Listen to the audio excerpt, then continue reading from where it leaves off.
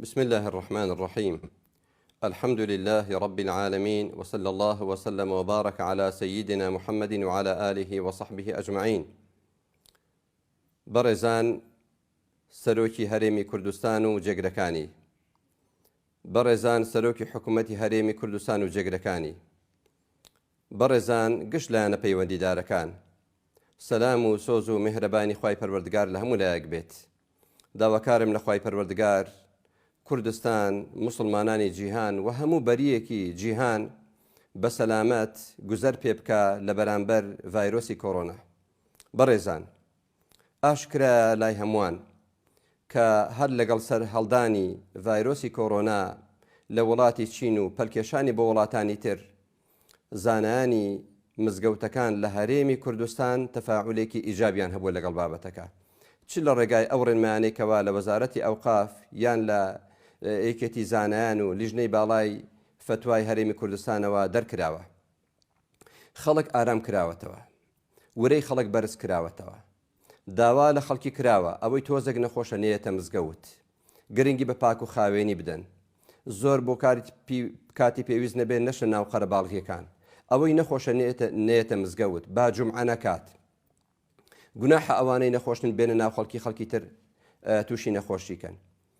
و لە کۆتاییدا هەفتەی ڕابردوو یا چەند ڕۆژی ڕابردوو یەکێتی لیژنەی باڵای فتوای هەرێمی کوردستان چەند ڕێنمایەکی باشی دەرکرد. هەمومان خەریک بووین دیسان لەو جومعە و لە ڕۆژی هەینیدا داوا لە نوێژ خوێنان بکەینکەوە پابند بن پێیانەوە کە ئەو ڕێنمایانە ئەوەی کە ئێمە ئاگامان لەوە بێ لە دوورەوە دیارە لە ڕێگای دانیشتنی یەکێتی زانایان و لیژنەی باڵای فتوای هەرێمی کوردستان و بەرپرسە پەیوەندیدارەکانی حکوومەتی هەرێمی کوردستان.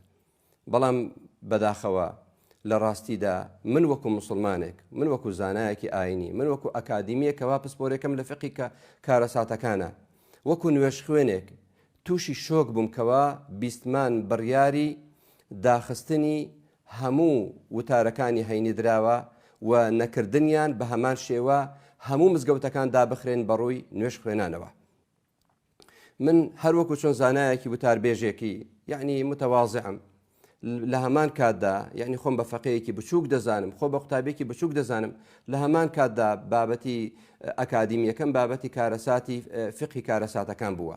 من دەزانم حاڵەتی تەواریع هەیە، من وا دەزانم ئەو بڕیارە کە دراوە یان بارودۆخی ڤایرۆسی کۆڕۆنا لە کوردستان زۆر لە ئاستێکی تەشەنەدایە کە پێویستە وەزارەتی تەندروستی بە شەفافانە بە خەڵک بڵێ ئەو کاتە بازاڕەکانیش بادابخەن، مۆڵەکان دابخرێن، ئوتێلە پێنج ئەستێرەکان و ئەو شتە خراپانی کەواتەی دەکرێت دابخرێن، چێشتخانەکان دابخرێن کە مشتریەک و نانخوانێ ینی کەسێکەوە برسێتی دەچێت سەعاتێک دەمێنێتەوە، نازانن چۆن ئەو قاپانە و قاب و قاچاغانە دەشۆڕێت، چۆن ئەو خواردنە دروست دەکرێت.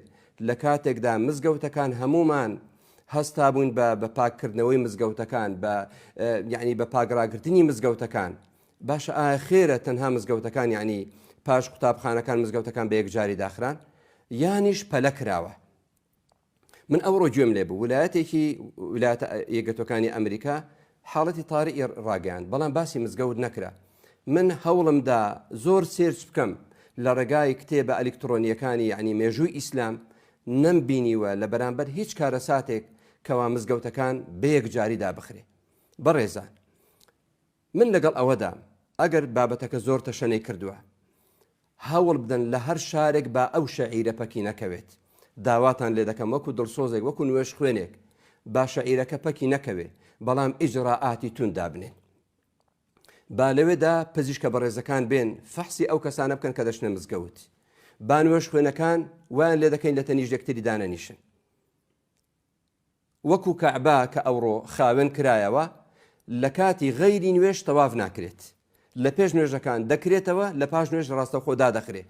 ئەو ڕێنمایانە هەمووی بەڵێ، بەڵام داواتان لێ دەکەین بەو بڕیارەدا بچوونەوە با پەکی شەعیرەی جەماعاتەکان بە یەکجاری و پەکی جومعە بە یەکجاری نەخرێت. هەر شارێک با بەلانی کەمەوە مزگەوت نوێژی تێدا بکرێت.